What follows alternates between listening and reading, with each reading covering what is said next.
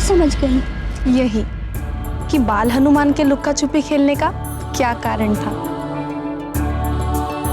उनका उद्देश्य अपने होने वाले माता पिता अंजना और केसरी का मिलन कराना था। मैं ठीक कह रही हूँ ना स्वामी? हाँ प्रिय, ये सारी लीला बाल हनुमान के रूप में भगवान शंकर ने ही की थी।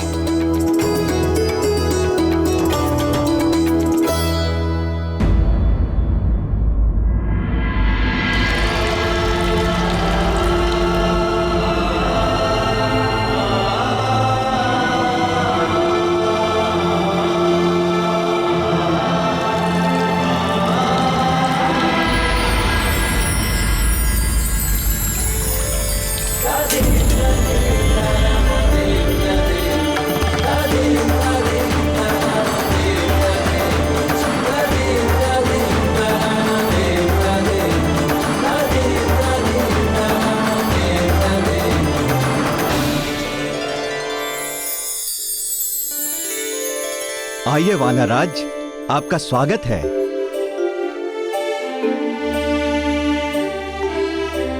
बेटी अंजना,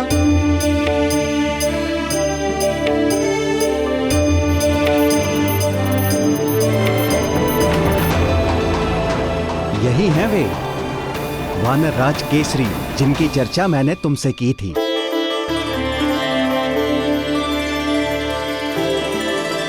वीरवर, ये वानरराज कुंजर की पुत्री देवी अंजना हैं।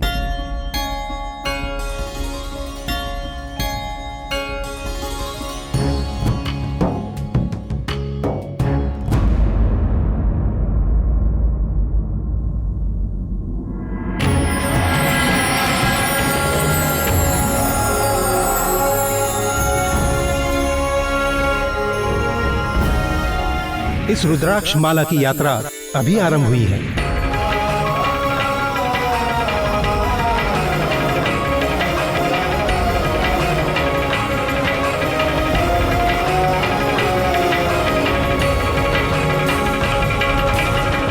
पुंजिक स्थला ने जो माला देवगुरु बृहस्पति को अर्पित की थी, वो केसरी के पास कैसे पहुंच गई? वानर राज केसरी की माता थी वानर सुंदरी ऋक्ष। बृहस्पति के पुत्र गदगद और गदगद के पुत्र केसरी। सर्वज्ञानी बृहस्पति ये जानते थे कि अंजना और केसरी की भेंट अवश्य होगी। केसरी के गले में पड़ी वो रुद्राक्ष की माला अंजना के लिए एक संकेत थी,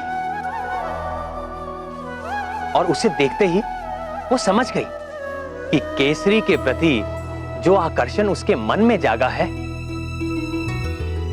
उसे स्वयं गुरु बृहस्पति का आशीर्वाद प्राप्त है। वीर केसरी, हमारे इस यज्ञ में निरंतर कुछ न कुछ विघ्न आता रहा है। आज आपने यज्ञ को निर्विघ्न संपन्न कराने का प्रण लिया है। हम आभारी हैं। आप निश्चिंत होकर यज्ञ आरंभ कीजिए ऋषिवर। आज किसी भी प्रकार का विघ्न नहीं आएगा।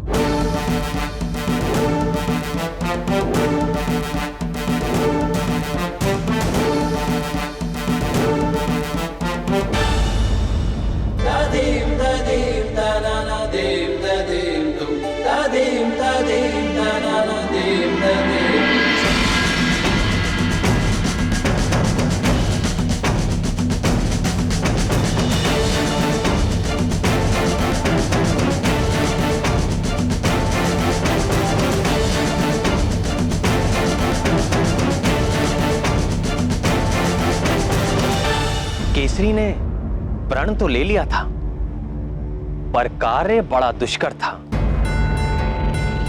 रावण के बढ़ते प्रभाव से अनेक प्रकार के पापी और असुरी शक्तियां बलशाली हो गई थी। यज्ञ जब तब आदि करने वालों के ये दुराचारी विशेष शत्रु थे।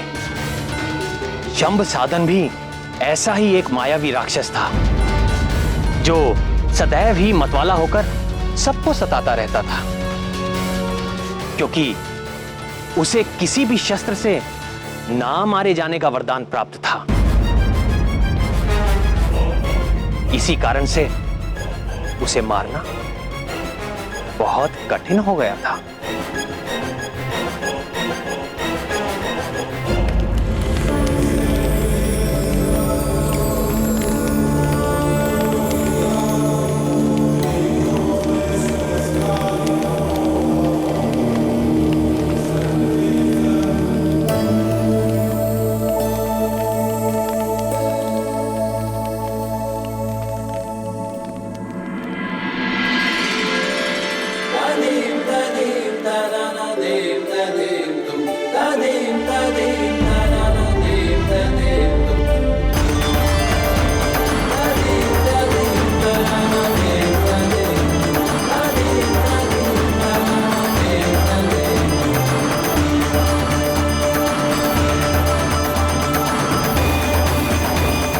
ओम केशवाय नमः स्वाहा स्वाहा। ओम नारायणाय नमः स्वाहा स्वाहा। ओम माधवाय नमः स्वाहा स्वाहा।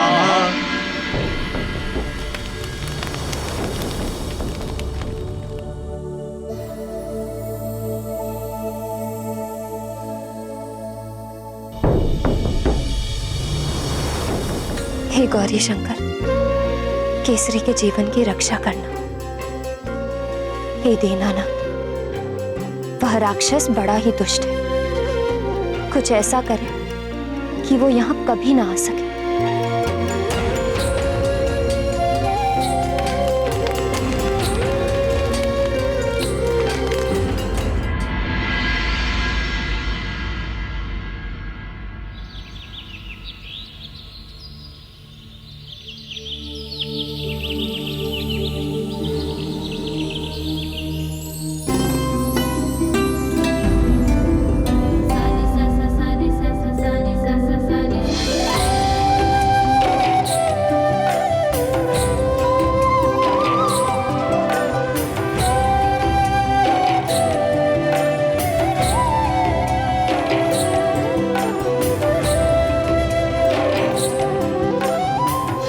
हे ईश्वर, मुझे वो शक्ति देना कि मैं रण में संभ सदन से जीत सकूं और सुंदरी अंजना का हृदय भी जीत सकूं।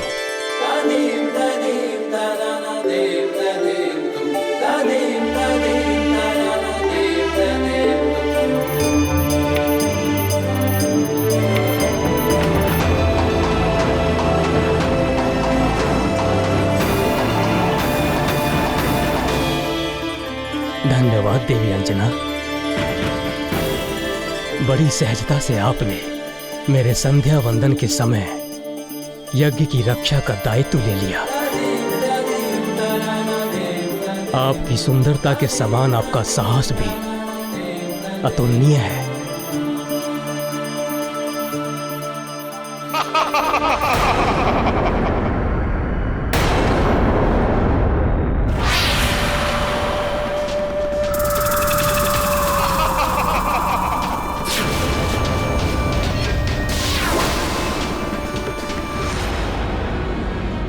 डरे नहीं देवी अंजना,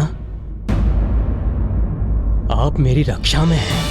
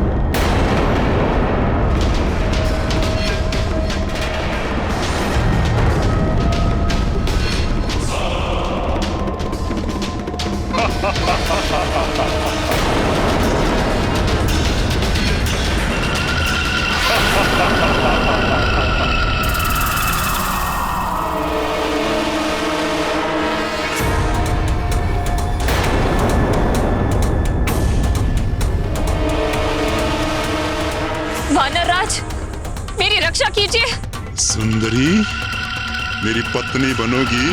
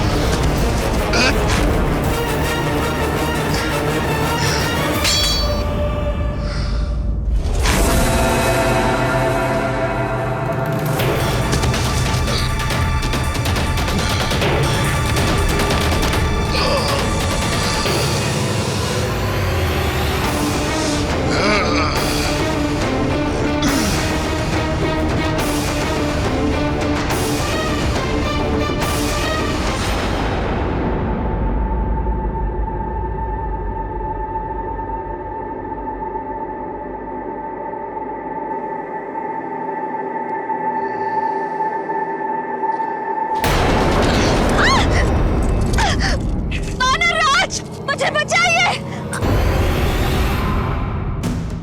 सांब सदान।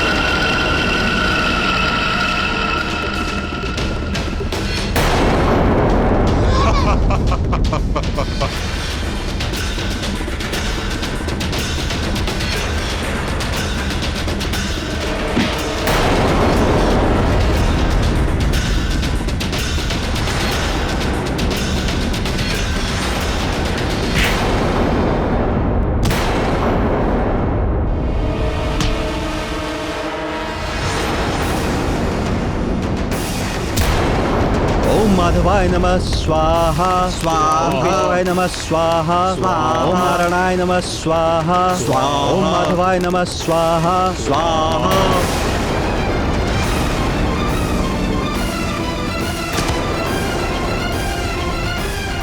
हे महादेव, हे उमाकांत, हे आशुतोष, रक्षा कर, रक्षा कर, रक्षा कर, रक्षा कर।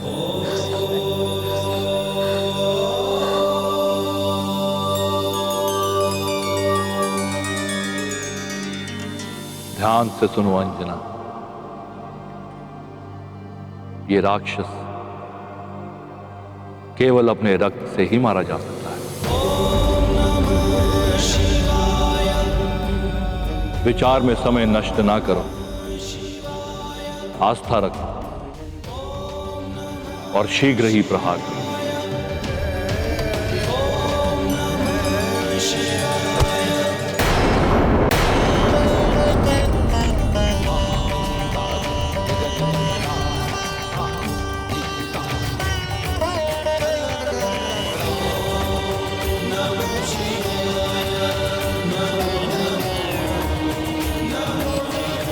वानरराज,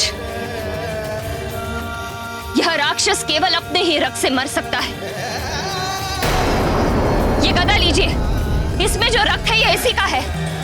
मारिए, वध भर दीजिए इसका।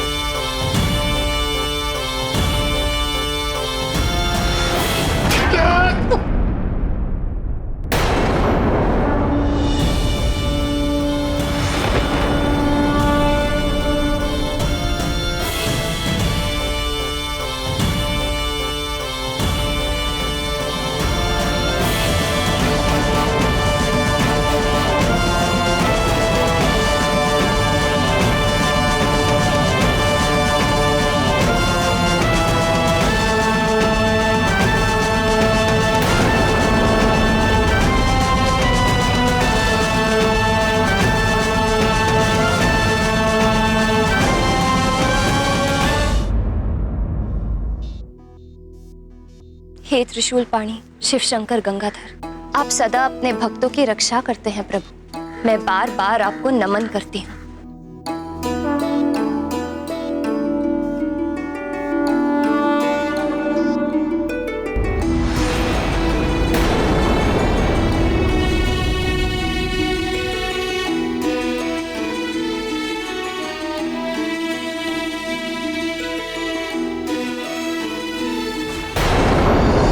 जब भक्त प्रेम से अपने इष्ट देव को पुकारता है तो उनको सुनना ही पड़ता है।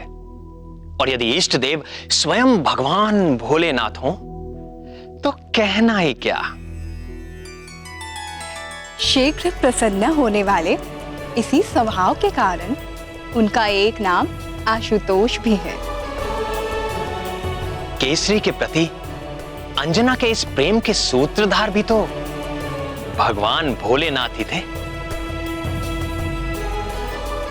केसरी की रक्षा के लिए अंजना को इस प्रकार प्रार्थना करते हुए देख तुरंत भोलेनाथ ने शंभ साधन के मृत्यु का रहस्य खोल दिया। तो फिर इस घटना के बाद से तो केसरी अंजना से और अधिक प्रेम करने लगे होंगे। निस्संदेह आप ही की तरह वो भी अपने प्रेम को पाने के लिए अधीर होने लगे प्रिय। ऋषि पनग अंजना और केसरी के प्रेम के साक्षी थे। उन्होंने अंजना के पिता वानर राज कुंजर के आगे उनके विवाह का प्रस्ताव रखा और फिर शुभ मुहूर्त में वैदिक रीति से केसरी ने अंजना का पाणी ग्रहण किया और मंगल ध्वनियों के बीच सारे लोग आनंद, उत्सव और उल्लास में डूब गए।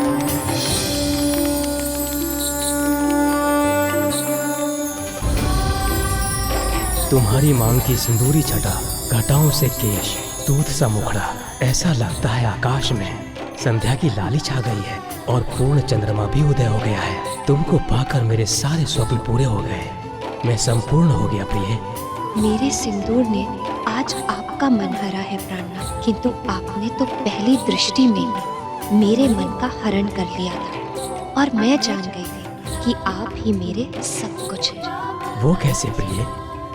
आपकी रुद्राक्ष माला को देखकर भगवान शंकर और माता पार्वती से मनाती हूँ कि यह माला सदैव आपकी रक्षा करती रहे और मेरी मांग का सिंदूर सदैव दमकता रहे।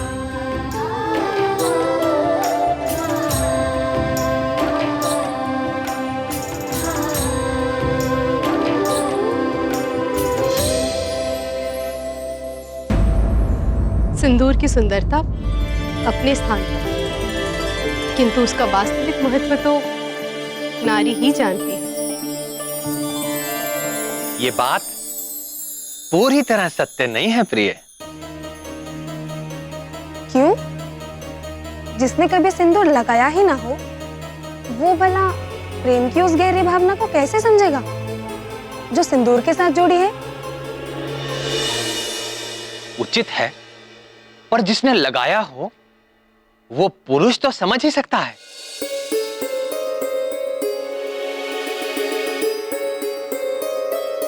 हे अव्यक्त, ऐसा कौन सा पुरुष है जो सिंदूर लगाता हो?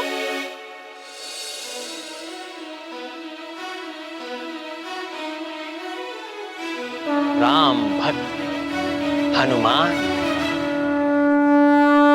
हनुमान जी और सिंदूर, ये कैसी पहेली है नाथ?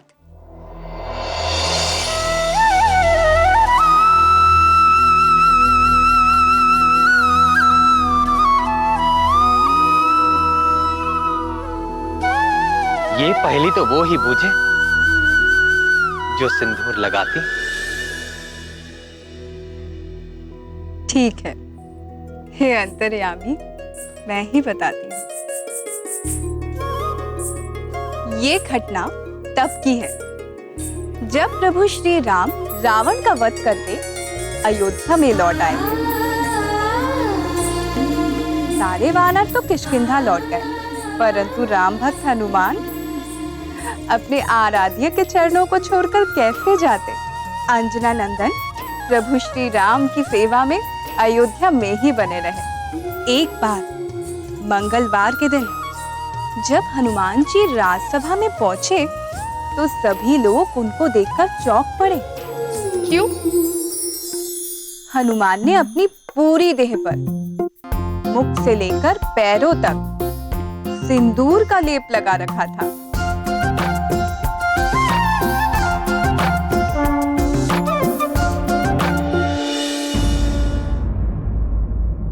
श्री रामचंद्र की, श्री रामचंद्र की, श्री रामचंद्र की, श्री रामचंद्र की।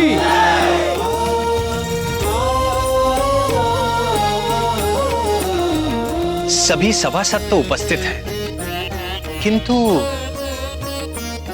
पवन पुत्र हनुमान कहीं दिख नहीं रहे। जय श्री राम। जय राम भक्त हनुमान, जय राम भक्त हनुमान, जय राम भक्त हनुमान।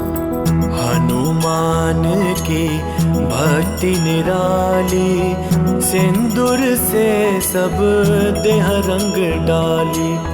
दिया प्रीत का प्रगट प्रमाण, सजल नयन हो गए श्री राम। जय राम भक्त हनुमान, जय राम भक्त हनुमान, जय राम भक्त हनुमान। जय श्री राम।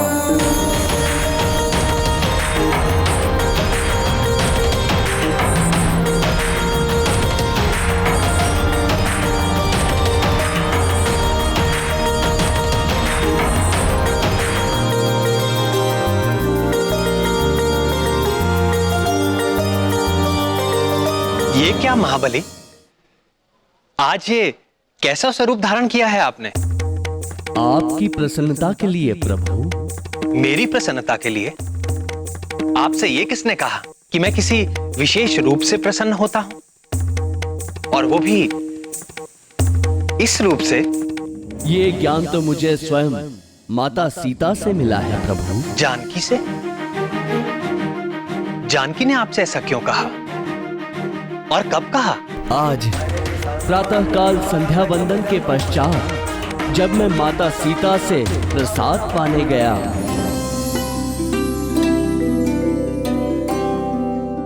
प्रणाम माते, भूख लगी है, प्रसाद दे माते। हाँ पुत्र, तनिक ठहरो।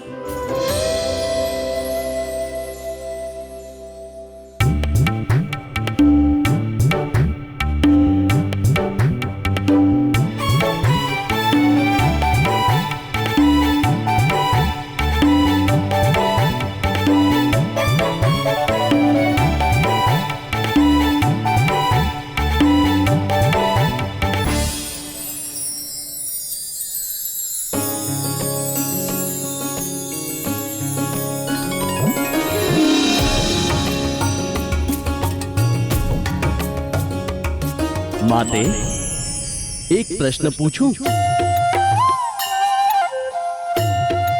महाज्ञानी हनुमान हमसे कुछ जानना चाहते हैं। अवश्य पूछिए अंजना नंदन।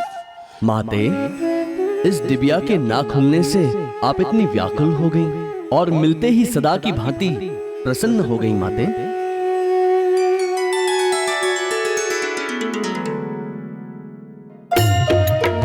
ये तो स्त्रियों का रहस्य है पुत्र, तुम्हें कैसे बता दूं?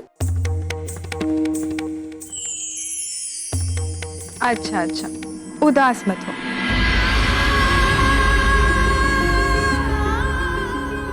देखो, इसे सिंदूर कहते हैं आंजने। इससे क्या होता है माते? क्या होता है?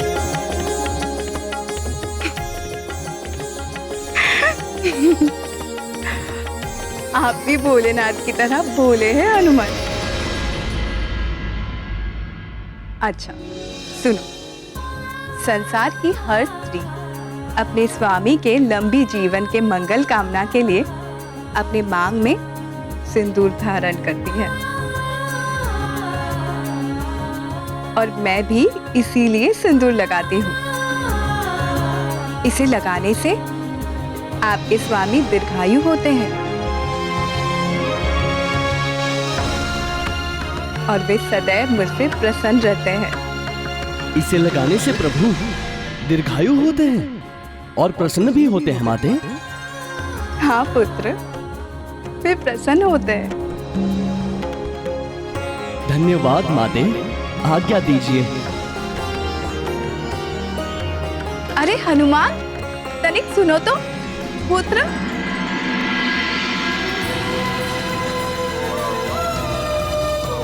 श्री राम जय जय राम, श्री राम जय जय राम।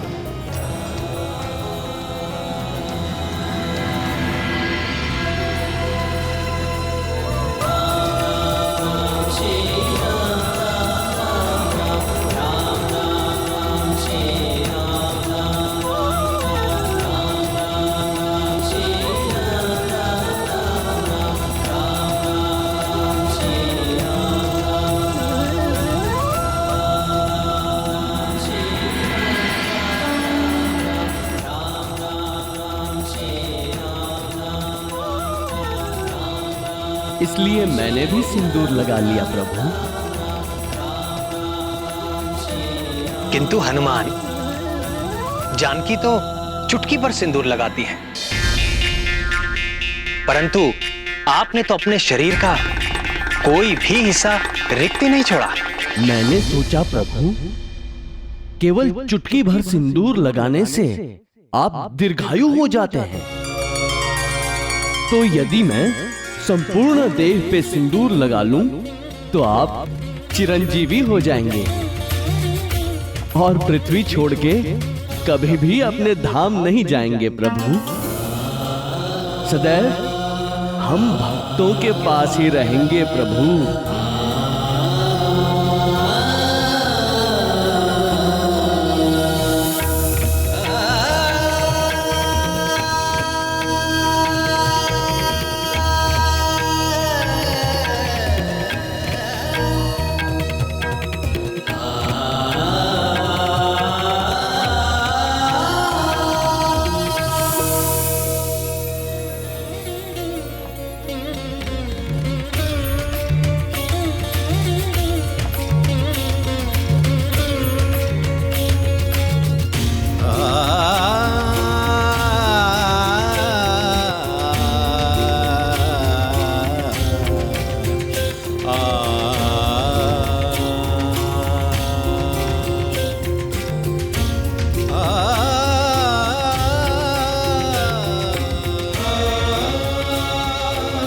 तुम्हारे हृदय की सरलता और भक्ति निराली है हनुमान। ऐसी ही भक्ति मुझे तुम जैसे भक्तों के अधीन बनाती है। आज मंगल के दिन तुमने मेरे लिए जो ये मंगल कामना की है, तो मैं वचन देता हूं महावीर कि मंगलवार को जो कोई भी तुम्हारे इस सिंदूरी रूप के दर्शन करेगा और श्रद्धा से तैल और सिंदूर अर्पित करेगा, उसके प्रति भी मैं वैसे ही कृपालु हो जाऊंगा जैसे जैसे कि तुम्हारे प्रति। जय राम भक्त हनुमान, जय राम भक्त हनुमान। पवन पुत्र का किया सम्मान, भक्तों के लिए लिया ये आन। जो हनुमत को रंगे सिंदूरी, राम करे सब इच्छा पूरी। जो हनुमत को रंगे सिंदूरी, राम करे सब इच्छा पूरी। राम करे सब इच्छा पूरी।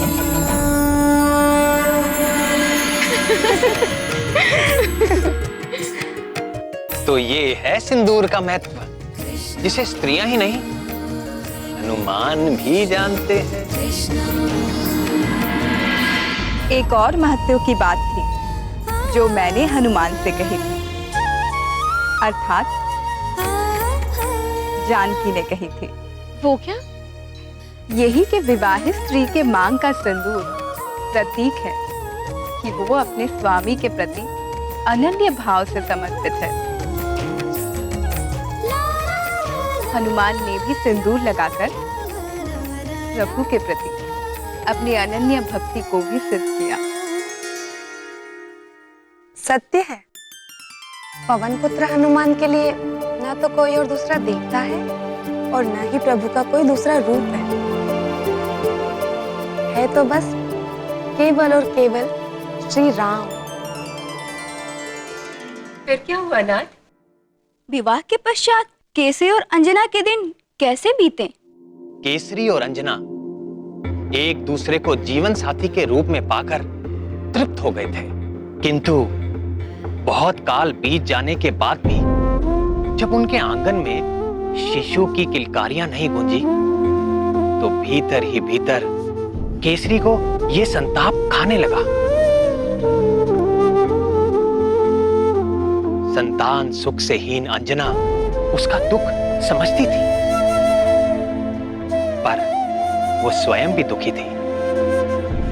वो जानती थी ना तो संतान के बिना वंश वृद्धि हो सकती है और ना ही मनुष्य को पितृ ऋण से मुक्त किया जा सकता है।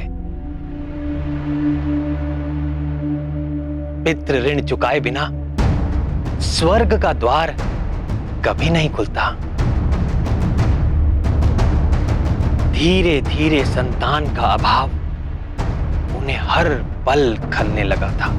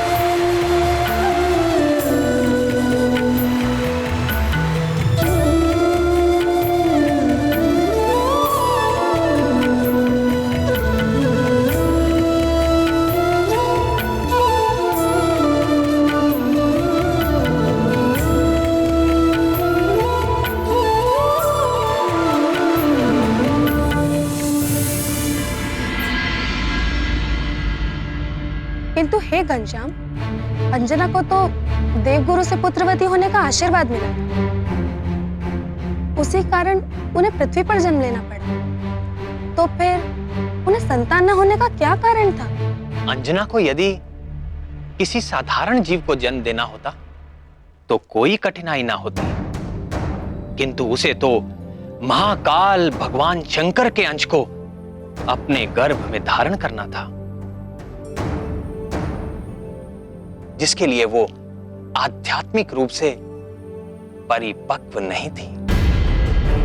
पूर्व जन्म की अप्सरा अंजना स्वर्ग लोक से आई थी। स्वर्ग भोग विलास का लोक है, तप का नहीं।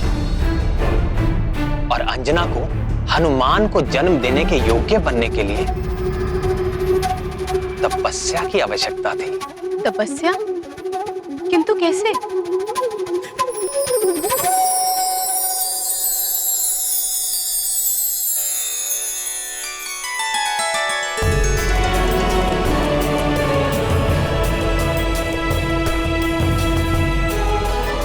किंतु कैसे?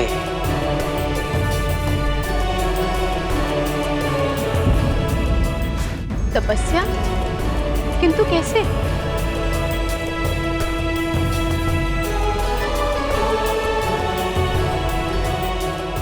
किंतु कैसे? यही बात तो केसरी और अंजना भी जानना चाहते थे कि वो संतान पाने के लिए क्या करें, कैसे करें। संतान की अभिलाषा से अनेक लौकिक उपाय किए, किंतु कोई लाभ ना हुआ। तब उन्होंने अपनी समस्या के अलौकिक समाधान को जानने के लिए ऋषि मतंग की शरण ली।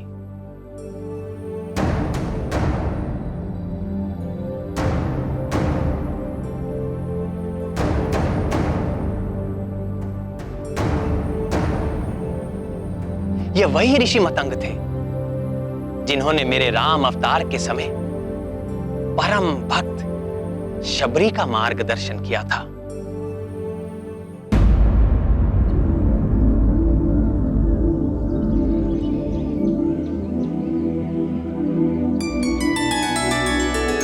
संतान प्राप्ति अस्तु। हम जानना चाहते हैं कि हमें यह सौभाग्य कब प्राप्त होगा। भगवान भोले शंकर को प्रसन्न करने के लिए अंजना को 12 वर्षों तक कठिन तपस्या करनी होगी।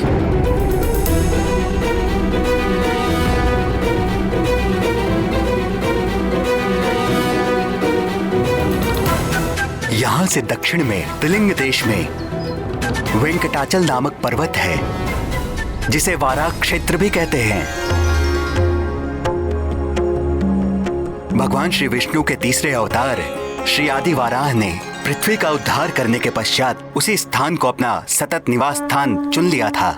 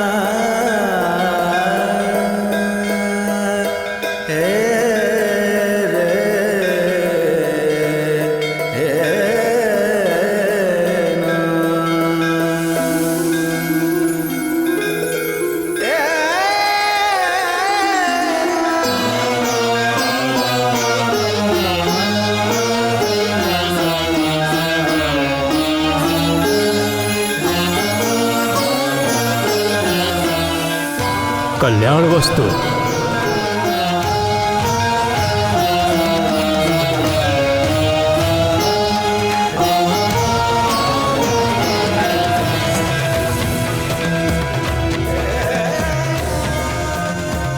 उसके उपरांत आकाश गंगा तीर्थ में स्नान करके तपस्या आरंभ करना।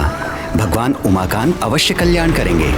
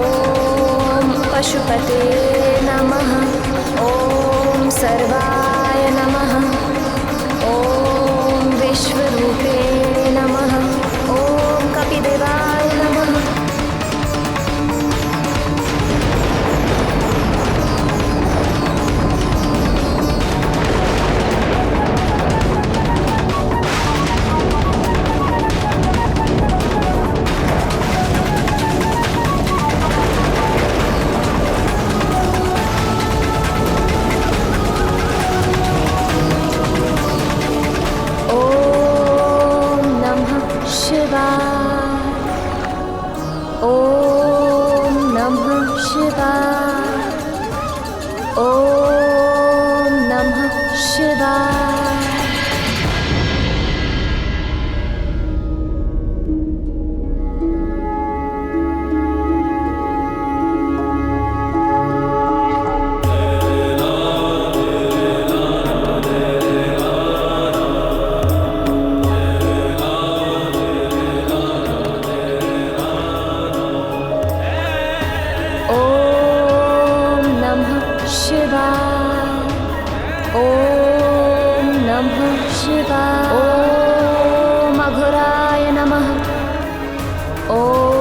पशुपते नमः।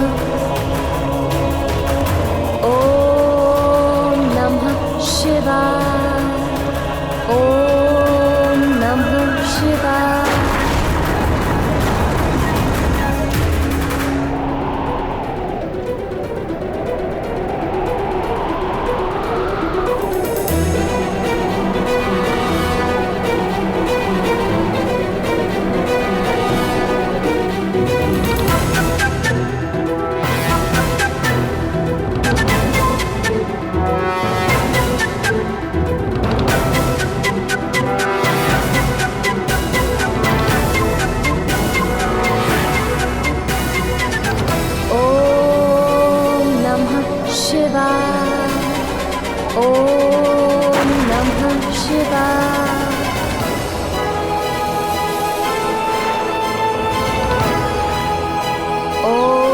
पशुपते नमः।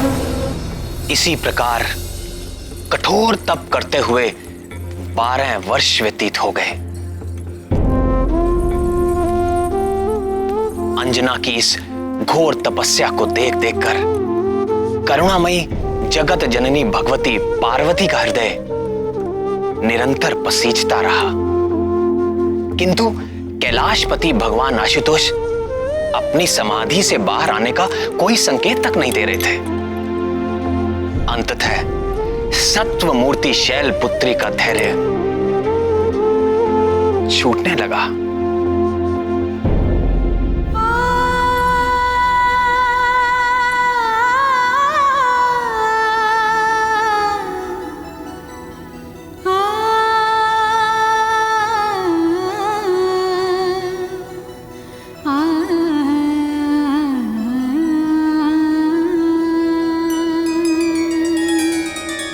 हे शशि शेखर, आंखें खोलिए। अंजना के तप से समस्त लोग कंपित हो उठे हैं। हे दीनानाथ, आप तो आशुतोष हैं, अपने भक्तों पर शीघ्र प्रसन्न हो जाते हैं। फिर अंजना के घोर तपस्या को तो 12 वर्ष बीत चुके हैं प्रभु, आप कब प्रसन्न होंगे? उस दीन के प्राण संकट में है दीनबंधु, दया कीजिए। आपके अंश का अवतार काल भी निकट आ पहुंचा है।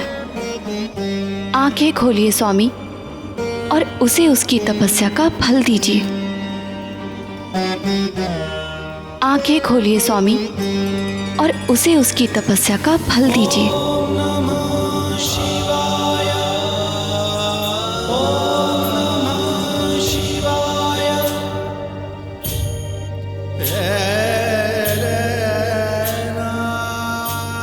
अभी नहीं करुणामयी, अभी एक परीक्षा शेष है।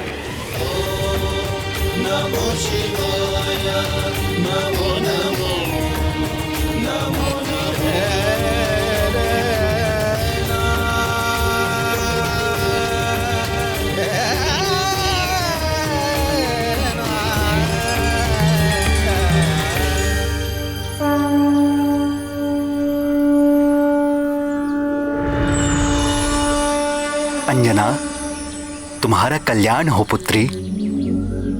तुम्हारी तपस्या पूर्ण हुई।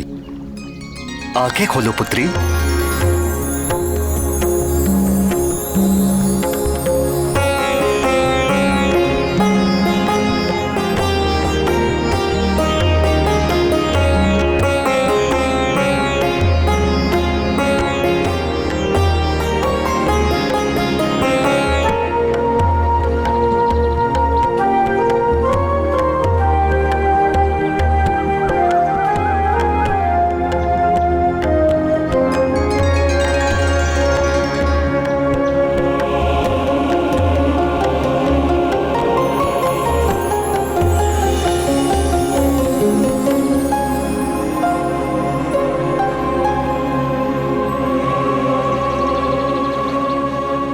पुत्री, आगामी श्रावण कृष्ण पक्ष की त्रयोदशी को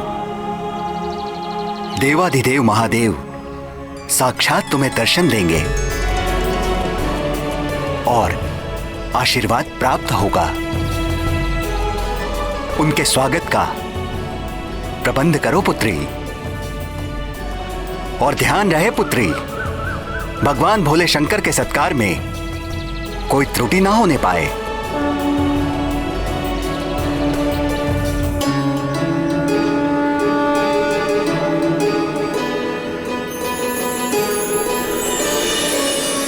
जब ब्रह्मा जी की 100 दिव्य वर्षों की आयु पूर्ण हो जाती है तो मैं प्रलयकालीन संवर्तक सूर्य बनकर अपनी प्रचंड किरणों से समुद्र, पृथ्वी और प्राणियों के शरीर से सारा जल सोख लेता हूं। जब समस्त ब्रह्मांड दहकने लगता है तो मैं ही प्रलयकालीन मेघ के रूप में सहस्रों वर्षों तक मोटी मोटी धाराओं से इस समस्त ब्रह्मांड को जलमग्न कर देता हूं। तब पृथ्वी जल में विलीन हो जाती है, जल तेज में, तेज वायु में, वायु आकाश में और आकाश अहंकार में लीन हो जाता है, अहंकार महतत्व में और महतत्व मूल प्रकृति में लीन हो जाता है।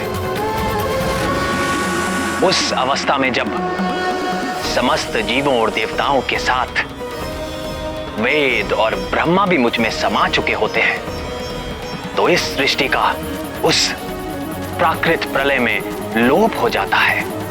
फिर नवीन सृष्टि का समय आने पर मैं समस्त सृष्टि के तत्वों व उनकी एकता के द्वारा एक विराट शरीर की रचना करता हूं। उसी विराट शरीर की नाभि से नवीन ब्रह्मा प्रकट होते हैं।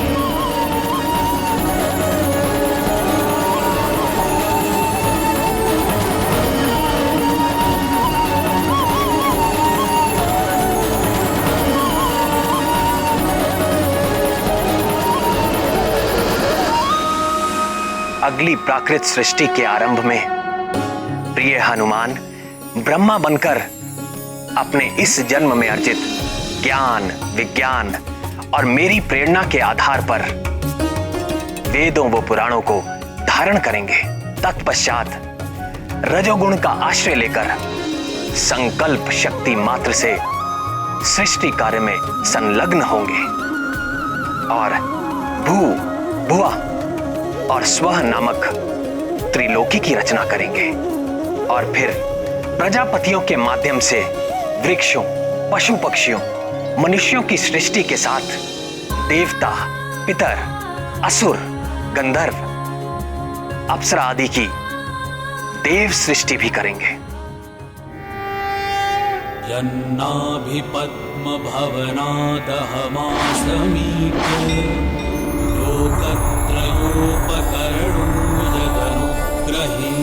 तस्मै नमस्त उदरस्त भवाय योग।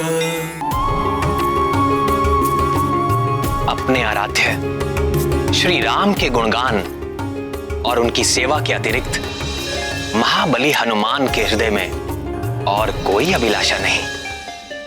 उनके लिए सारा संसार सिया राममय है।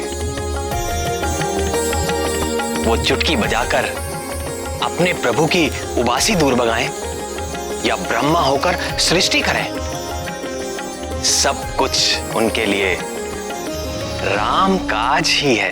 नैव मे दृशमनुस्पृशत्स्त भवाय योग निद्रावसान विकसन्नलिने क्षणाय सोऽयं समस्त जगतां सुहृदेकयात्मा सत्त्वेन यन्मृळयते भगवान भगेन। हनुमान जी की इतनी महिमा सुनकर मेरे मन में उनकी बाल लीला सुनने का चाव और बढ़ गया है। किंतु प्रभु, उसके पहले उनके जन्म की कथा तो पूरी कीजिए। भगवान भोलेनाथ ने कब और कैसे अंजना को आशीर्वाद देके उसकी मनोकामना पूर्ण की? थोड़ा विस्तार में बताइए ना प्रभु। हाँ श्याम सुंदर, महादेव ने माता पार्वती से कहा था कि वो एक और परीक्षा लेना चाहते हैं। फिर क्या हुआ?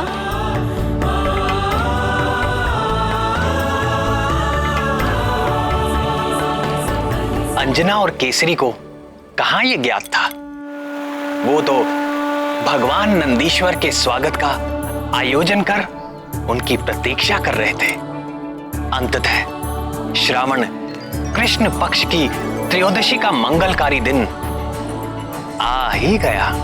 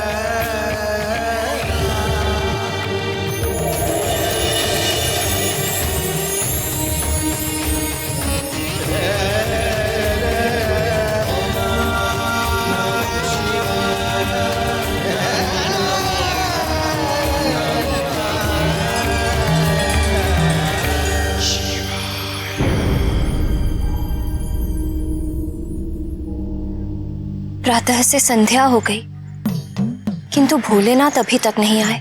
भक्ति भिक्षाम देहि, भवति भिक्षाम देहि, भवति भिक्षाम देहि।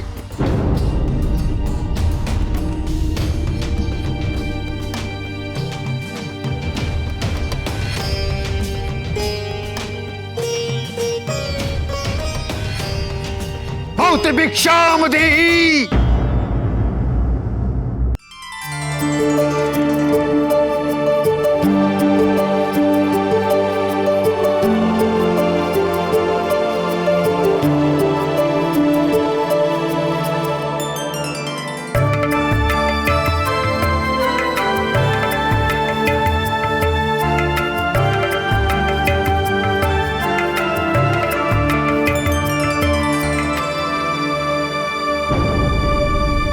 क्या इस बूढ़े के साथ उपहास कर रही हो?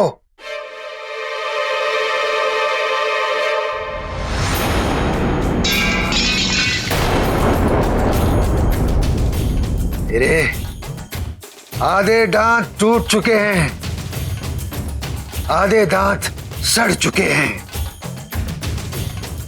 मुझे रसीले पकवान खिलाओ। रसीले पकवान? ऐसे अनजान बनने का नाटक मत करो।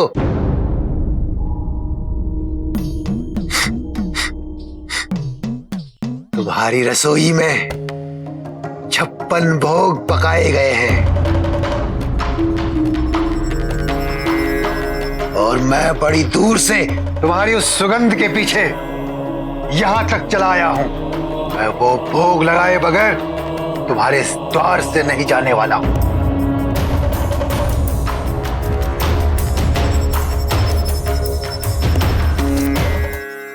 क्षमा करें बाबा, आज हमारे घर में एक विशेष अतिथि आने वाले हैं और ये सारा आयोजन उनके स्वागत के लिए किया है।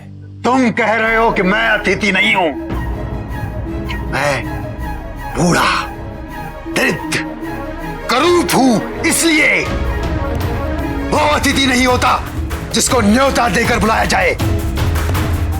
अतिथि वही होता है जो बिना बुलाए किसी भी तिथि में चला जाए। नहीं नहीं बाबा, मेरी बात का अर्थ ये था कि ये सब हमारे इष्ट नहीं, अनिष्ट होगा तुम्हारा। मेरे समान बूढ़े दरिद्र भूखे को भोजन न करा के कोई भी इष्ट प्रसन्न नहीं होने वाला। बोलो, कराते हो 56 भोग, तो मैं चला।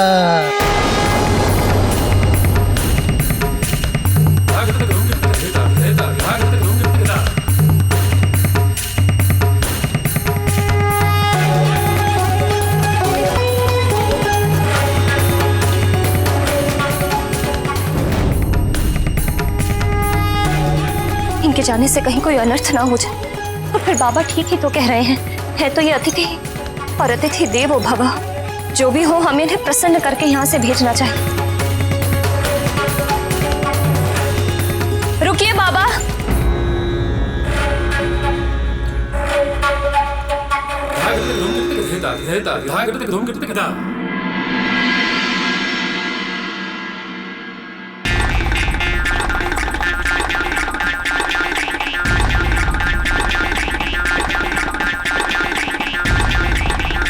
बाबा पहले हाथ तो धो लीजिए।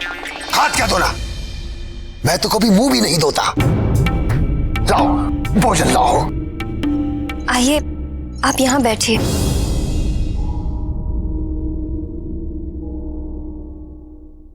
नहीं, मैं तो यहाँ बैठ जाऊंगा। किंतु बाबा, यह आसन तो हमारे इष्ट भगवान शंकर जी के लिए है। मैं कुछ नहीं जानता, मैं तो यहीं बैठूंगा।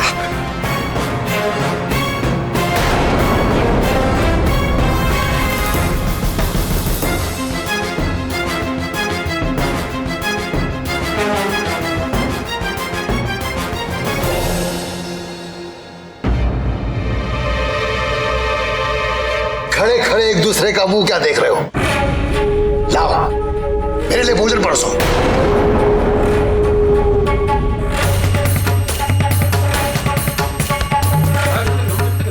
अच्छा, तुम लोग मुझे यहां बैठा देखकर कूद रहे हो।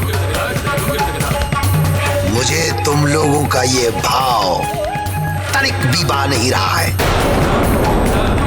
यदि ऐसे ही रो रो के मुझे भोजन कराओगे तो मैं सच कहता हूं, मैं एक दाना भी नहीं खाऊंगा।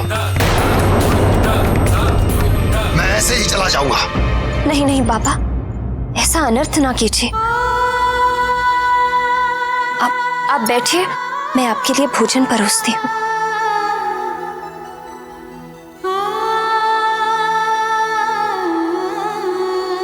रुको। अब क्या हुआ बाबा? मुझे हाथ धोने की शिक्षा दे रही थी और स्वयं बिना हाथ धोए ही मेरा भोजन परोस रही हो। किंतु बाबा, मेरे हाथ तो शुद्ध हैं। और फिर आपने ही तो कहा। तेरा मेरा क्या मेल है? मैं तो भिखारी हूं, तू तो गृहस्थन है। तुझे तो शुद्ध अशुद्ध का विचार करना चाहिए। जाओ मेरे हाथ धो कर लाओ।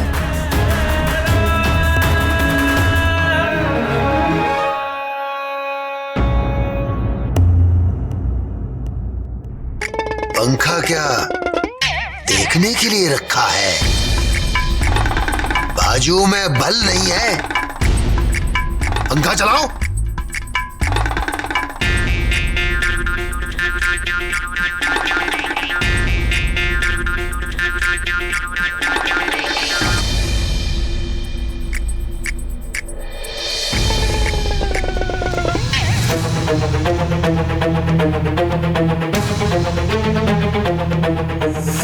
बाबा, भोजन प्रारंभ।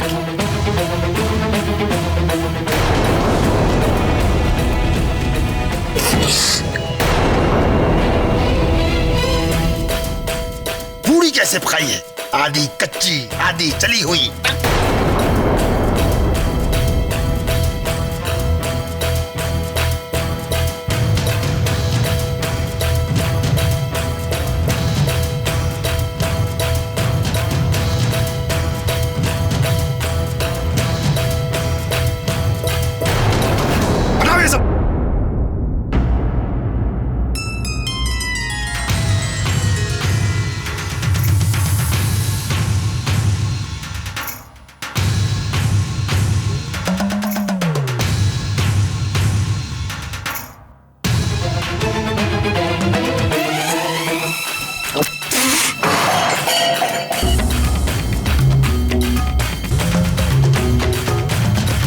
बड़ी आशा से तुम्हारे द्वार पे आया था कि बरसों पश्चात एक अच्छा भोजन करने को मिलेगा। तुम दोनों ने गुड़ गोबर कर दिया।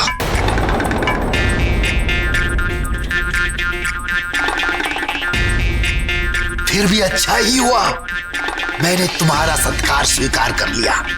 भूखे का पेट भरकर कुछ तो पुण्य मिलेगा तुम्हें, नहीं तो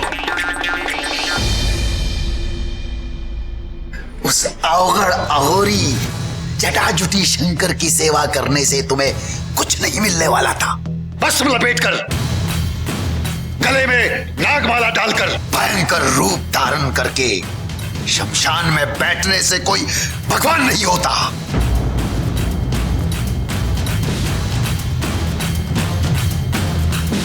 अरे वो तो लोगों को डरा धमकाकर भगवान बन बैठा है, इष्ट बनाना ही है। इससे पूछो, मैं तुम्हें बताता हूं कौन सा भगवान तुम्हारा भला कर सकते हैं। बस कीजिए बाबा।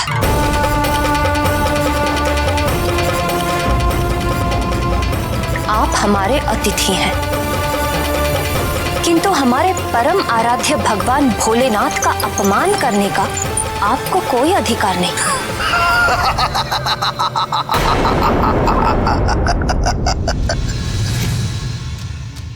इसमें अपमान क्या है बालिके? जो सत्य है वो सत्य है। क्या शंकर शमशान में नहीं रहता? क्या वो भस्म लगाकर नहीं घूमता? क्या वो जटाजुटी अघोरी नहीं है?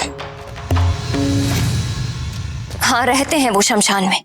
हाँ, लगाते हैं भस्म, किंतु जहां अपने भी साथ छोड़ देते हैं उस शमशान में रहकर वो जीवों को शरण देते हैं और भस्म लगाते हैं उन्हें जीवन की व्यर्थता का उपदेश देने के लिए। और जिन जटाओं का आप इतना अपमान कर रहे हैं, ये मत भूलिए कि उन्हीं जटाओं में मां गंगे भी निवास करती हैं। उन्हीं जटाओं की महिमा है कि मां गंगा समस्त जीवों के लिए कल्याणकारी रूप में रहती हैं। नहीं तो जिस प्रचंड वेग से वे स्वर्ग से उतरी थी, यदि भगवान जटाशंकर ने उन्हें अपनी जटाओं में ना घेरा होता तो वे अपने वेग से सब कुछ बहाकर नष्ट कर देती।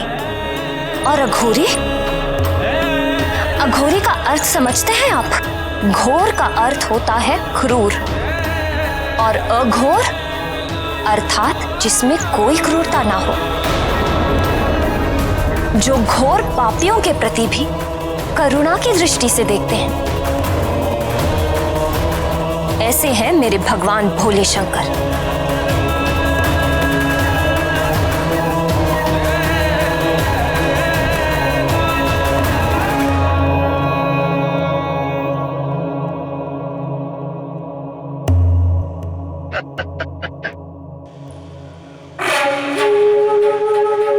तेरी तो मति मारी गई है। वो भूतनाथ नागधिराज वो विशेला है, विशेला।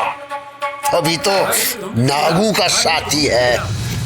आपको विशैले समझ आते हैं? तो हाँ, मेरे भगवान भुजंग भूषण विशैले हैं, क्योंकि अमृत मंथन के समय जो कालकूट विष निकला था, जिसे देखते ही सब देवता हाहाकार करते भाग खड़े हुए थे, उस भयंकर कालकूट विष को अपने कंठ में धारण करके मेरे भगवान नीलकंठ देवताओं को अमृत देने वाले हैं। अरे वो तो इतने शांत, अहिंसक और परोपकारी हैं कि नाग जैसे विषैले जीव भी उनके पास आकर अपना डसने का स्वभाव भूल जाते हैं। तुम्हारे जैसे अंधभक्त। बस, अब यदि आपने मेरे भगवान भोले शंकर के विरुद्ध एक शब्द भी बोला तो क्या करोगी अंजना?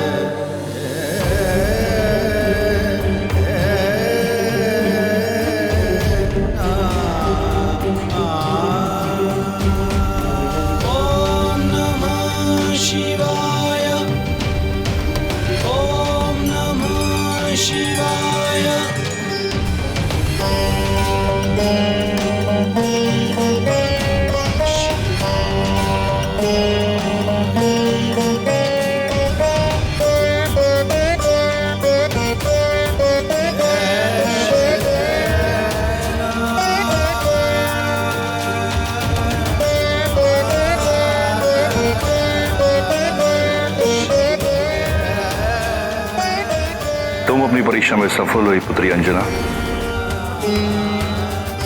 मैं तुम्हारी भक्ति और तपस्या से अति प्रसन्न। तुम्हारी मनोकामना पूर्ण होने का समय आ गया है। शीघ्र ही वायुदेव के द्वारा तुम्हें मेरा प्रसाद प्राप्त होगा।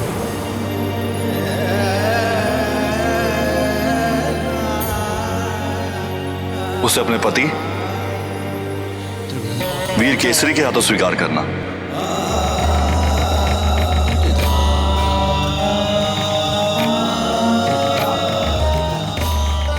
तुम्हारा होने वाला पुत्र समस्त संसार में अपने बल और पराक्रम के कारण विख्यात होगा। परम भक्त होगा और परम ज्ञानी भी। कल्याण हो।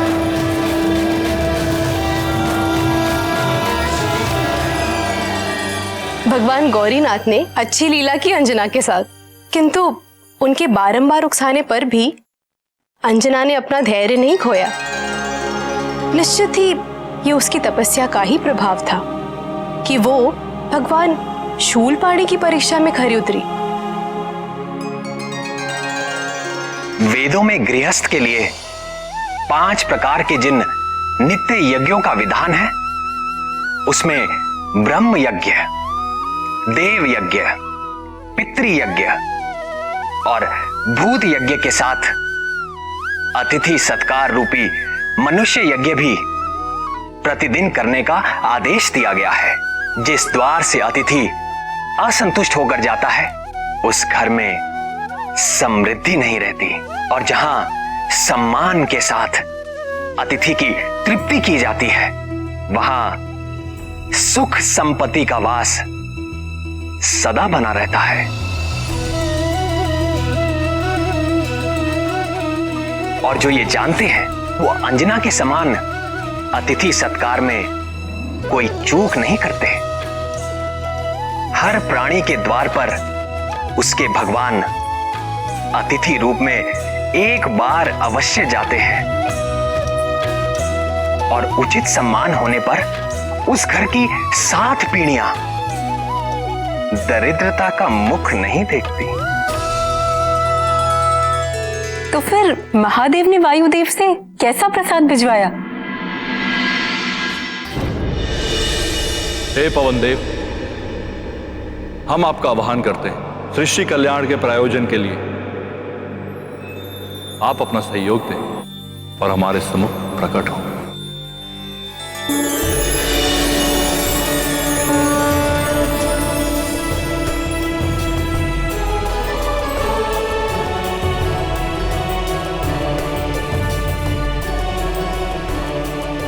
जगत जननी माता पार्वती और जगत गुरु भगवान भूपति की जय हो। मैं कृतार्थ हुआ महादेव। अपने तेज को वहन करने के लिए आपने मेरा चुनाव किया है। ये मेरे लिए बड़े सौभाग्य की बात है। आदेश करिए भगवान रुद्रेश्वर।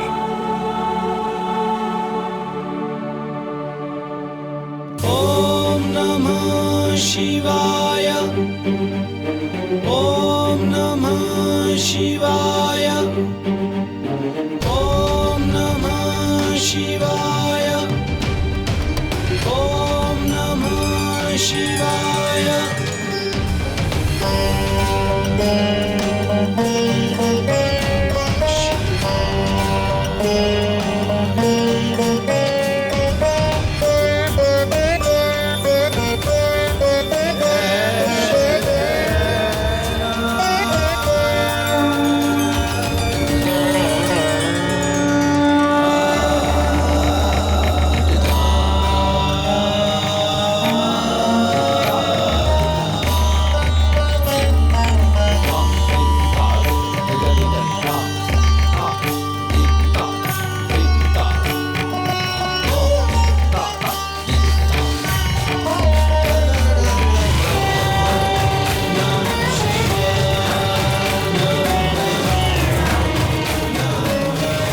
आप जानते हैं कि आगे आपको क्या करना है।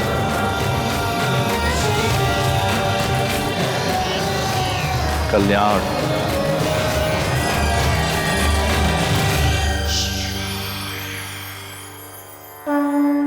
ओम नमः शिवाय, ओम नमः शिवाय, ओम नमः शिवाय, ओम नमः शिवाय।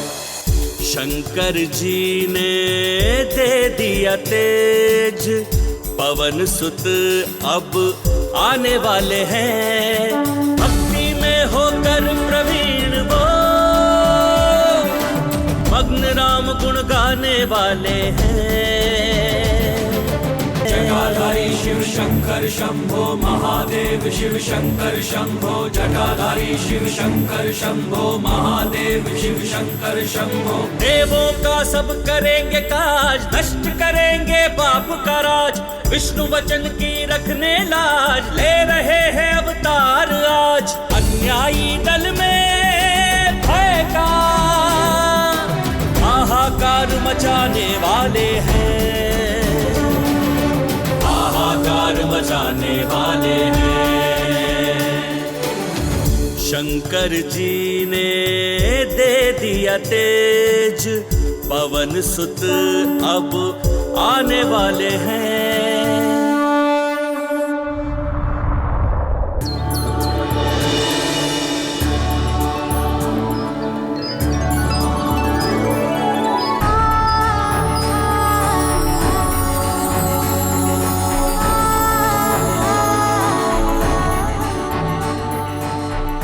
प्रिय, मेरा हृदय धड़क रहा है। लग रहा है कि कुछ अलौकिक घटने वाला है। तुम ठीक कह रही हो प्रिय। मेरा हृदय भी एक विचित्र आनंद से भर उठा है। और देखो ना, ये समस्त प्रकृति भी उल्लास में खिल सी गई है। लगता है आज सब कुछ हमारे अनुकूल हो रहा है। ये सब कृपा निधि भगवान भोले शंकर का आशीर्वाद है। दीन जन की करेंगे रक्षा, वज्र बनेगी सूर्य की कक्षा। भगत जगत के लेंगे शिक्षा, बल विद्या की देंगे भिक्षा। बलिदान प्रेम बैराग के नव आदर्श बनाने वाले हैं, नव आदर्श बनाने वाले हैं। शंकर जी ने दे दिया तेज। देवी अंजना, वनराज केसरी, मैं पवन देव हूँ। भूत भावन भगवान शंकर और माता भवानी का संदेश लेकर आपके पास आया हूँ। वे दोनों आपकी श्रद्धा और तपस्या से अति प्रसन्न हैं और उन्होंने अपने आशीर्वाद के रूप में ये प्रसाद भेजा है। ओम नमः शिवाय। हे वानर राज, देवी अंजना के लिए इस फल को आप ग्रहण करें। ओम नमः शिवाय, ओम नमः शिवाय, ओम नमः शिवाय, ओम नमः शिवाय, ओम नमः शिवाय, ओम नमः शिवाय।